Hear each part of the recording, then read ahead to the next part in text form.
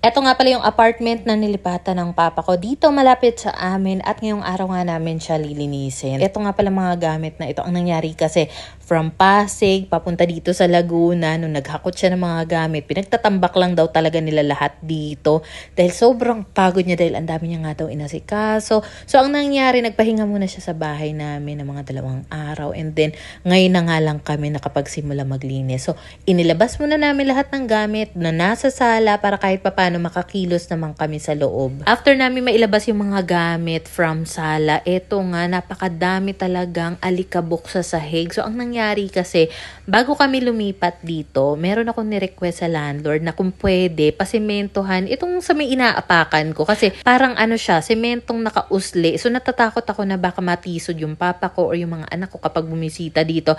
So nag-request ako kung pwede ipaslant yung semento. So yun naman ang ginawa nila. Ang mali ko lang talaga, bago sana lumipat si papa at naghakot ng gamit, sana pala nagpunta ako dito para linisan. So eto na nga, para maalis yung mga alikabok. Binuhusan ni papa ng tubig at winalis nga itong sa may sala / kusina. Actually parang walang sala dito kasi kusina agad siya, may konting CR tapos kwarto na. Well anyway, eto nga pala yung linoleum na nabili namin sa Unicity. Nung nag-viewing kami ng apartment, nandito na yung aircon na yan. Sa may-ari kasi yan, initially binibenta nila yan ng 3.5. So sabi ko kung 3.5 sige bilhin namin, pero kung pwede sana installment dahil medyo nabibigatan na nga ako sa mga kagastusan lately. So sabi niya, tatanungin niya sa anak niya. So nung nag-follow up ako, ang sabi 5,000 na daw yung aircon kasi 6 months lang daw nagamit. Yun lang, hindi siya inverter. Tapos chinek ko yung rated power niya.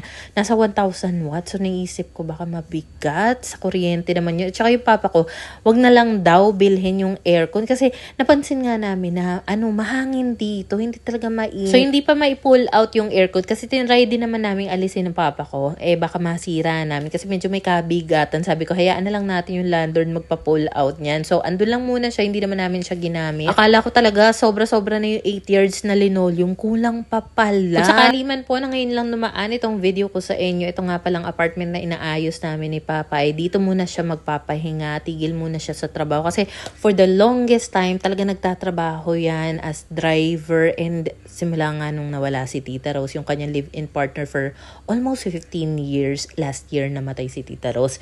Talagang hindi niya kinakaya. Mahirap naman. So, kailangan niya talagang ipahinga muna yung utak niya. So, itong apartment na napili namin, medyo malapit lang sa amin. Pwede niyang motorin in case na kailangan niyang puntahan, bisitahin kami. So, pwede rin naman kami bumisita sa kanya. Tapos napansin ko, pinicturean niya pala itong sound system niya para alam niya kung paano ikakabit ulit yung mga wiring. Alam mo, bata pa lang ako, naalala ko talaga na itong si papa ko, mahilig yan sa malalaking sound system talaga. Even up to now, nadala niya talaga yun. In fairness, napakaganda nitong linoleum design na napili namin. Sadyang nagkulang lang. So anyway, eto na nga. At nagdala pala ako dito ng stove rack kasi nabanggit nga ni papa na meron silang stove. Alam mo, may mga tinignan naman kami ni papa ng mga studio type at saka room, pero hindi talaga uubra sa kanya kasi marami siyang gamit. Gaya na nabanggit ko sa mga previous vlog ko, ito nga pala yung ref na sinasabi ko na muntik-muntika ng ibenta ni papa kasi kung room talaga yung napili naming lilipatan niya, kailangan niyang ibenta ito. 1 taon pa lang sa kanya yan. Actually, pinost niya na nga yan sa marketplace. 10,000 na nga lang daw niya ibebenta yan. Kaso, alam ko naman talaga na may sentimental value sa kanya yan. Dahil yan nga yung isa sa mga naipundar nila ni Tita Rose. Dahil supposedly magtitindahan sila. Ito yung paglalagyan ng mga paninda nilang soft drinks, ganyan. Kaso, bigla naman na heart attack last year si Tita Rose. So anyway, eto na nga at nagtatalo kami ni Papa. Alam mo kasi, feeling ko, naman ako sa kanya yung hilig ko sa pag-arrange, paglilinis, ganyan. So kami, nagko-conflict talaga kami. Kasi meron akong gustong design, arrangement. Siya naman, meron din siya. So, hindi kami nagpapatalo pareho. Kaya, pareho talaga kami nag-iinit ang ulo habang ginagawa nga namin. At saka tulad ng ibang mga father-daughter relationship, hindi naman kami perfect. Dahil ako rin naman, medyo pasaway minsan sa kanya. Siya rin naman. Anyway, eto na nga. Nalingat lang ako saglit. Nalipat niya na naman pala yung stove rack. So, sabi ko pa, okay na yan. Kasi kapag nagluto ka dyan, especially ang hilig nito magluto ng mga tuyo, bulad, daing, at least bubuksan niya lang yung bintana, hindi na mangangamoy sa loob ng bahay. At saka medyo mahangin talaga dito dahil maliban dyan sa bintana na yan na nasa harap natin, andito yung pinto sa gilid. Tapos meron pang bintana sa harap mismo ng lababo. So wala lang talagang bintana dito sa kwarto niya. So anyway, dahil nga before pa lumipat si Papa,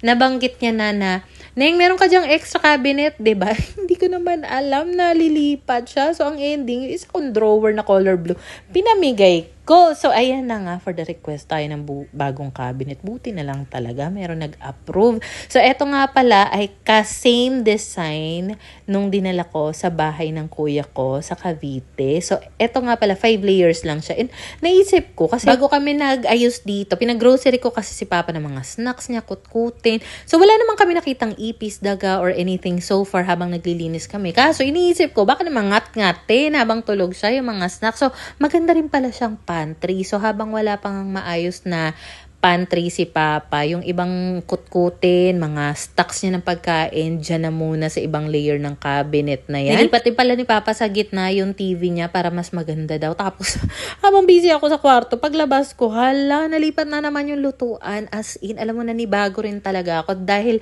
yung mga ibang bahay na inaayos ko, hindi naman nila ako pinapakilaman, parang hinahayaan lang nila ako. Sige.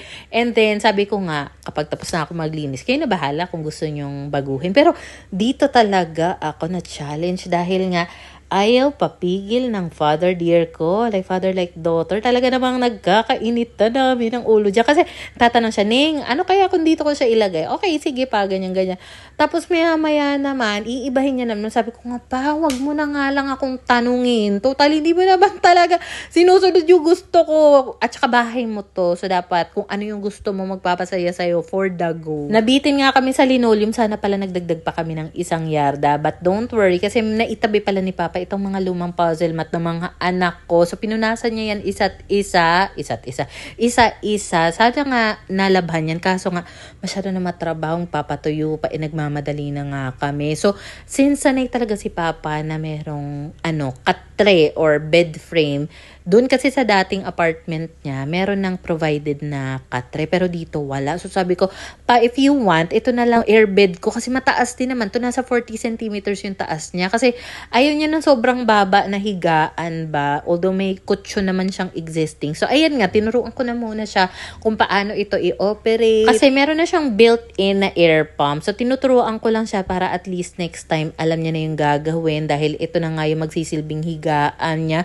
So gagawin ko talaga ng paraan para makapag-provide pa ng mas maayos na higaan niya. Pero for now, eto lang yung nakayanan natin. Kasi hindi na talaga muna afford ang bed frame or kung ano man. So yan lang, pwedeng-pwede naman niya. Tsaka comfortable higaan yung airbed, akala nyo. Meron din pala akong dinalang bagong carpet para dito nga sa apartment niya. So at least every time na babangon siya, ayan, maganda yung tapakan ng paa niya. So, ayan nga, tinatanong niya ako, ano kaya Ning kung dito na lang sa may tapos maya-maya naman, dilipat banda doon sa TV. So, anyway, nasanay na lang talaga kami minsan ni Papa na nagbabangayan. Pero, most of the time, okay naman kami. So, eto na nga, at nailapat niya ng maayos yung carpet. And in fairness, tuwang-tuwa siya dyan. Hindi niya pala na-inflate ng todo itong higaan dahil na-lowbat nga yung air pump. So, na-charge niya naman niya yan. So, ayan, at pinasok niya na nga yung built-in na air pump at satisfied na nga daw siya dito. Kaya sabi ko kay Papa, itry niyang higaan para malaman niya kung gaano ito ka-comfy. Higaan kung okay na sa'yo.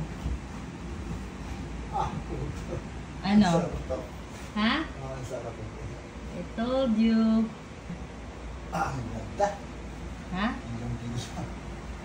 Ganda? Next naman, bumalik ako dito sa lababo dahil meron ako mga kailangang hugasan. Kasi nga naman, nung naglipat nga siya dito, karamihan talaga nasa lapag lang. So, kanina, habang nagwawalis-walis kami, syempre naalikabukan yung mga yon. Pero bago yan, eto muna. At nagdala ulit ako dito ng something na magagamit niya para sa plato niya. Para at least kapag tuyo na, dito na lang. Pero as you can see, meron din naman siyang water drainer sa ilalim niya. So ganito nga pala yung itsura sa may likuran banda ko. And ang dami pang gamit sa labas. Alam mo, medyo nahahaggard na nga kami pareho. Pero for the push lang talaga. Kasi ang gusto ko talaga is i-exert ko lahat ng energy, ng effort ko bago ako tuluyang umuwi. Para kahit papano, konti na lang yung aasikasuhin, lilinisin at i-organize ni Papa. Dumating rin pala yung landlord nakikonnect nga kami sa wifi niya. So ang singil niya na lang para sa 3 devices na kukonect sa wifi is 350 pesos monthly.